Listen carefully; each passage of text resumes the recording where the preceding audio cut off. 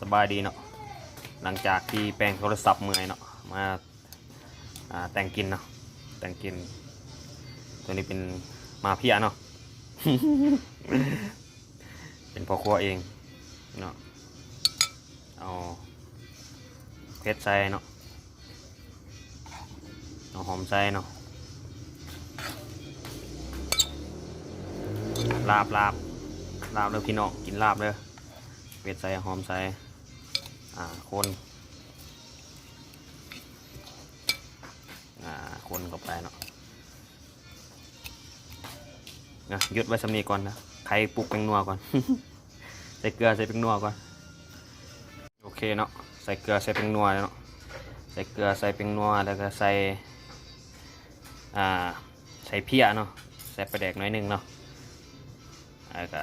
เอาหอมใส่คนเลยพี่น้องโอ้ยแซ่บ น้ำลายไหลคนเลยเชฟฟี่กินวะคนเลยเอาหอมใส่คนเลย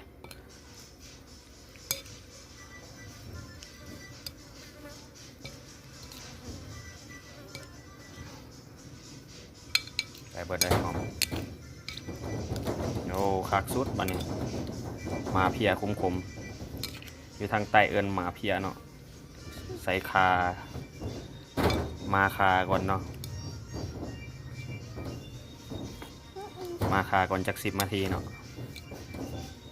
อยู่ลาวก็อยู่เวียงเอิ้นนั่นลาบดิบอยู่ใต้เอิ้นมาเพียเนาะ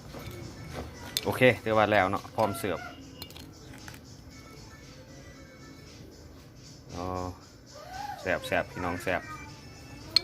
สายบุกินดิบบ่ว่ากันเนาะใครบุกินดิบบ่ว่ากันสายกินดิบถือว่าโอเคจบซ้ำนี้ก่อนกินก่อนหิวเขาแห้งละแซ่บพี่น้องแซ่บจวด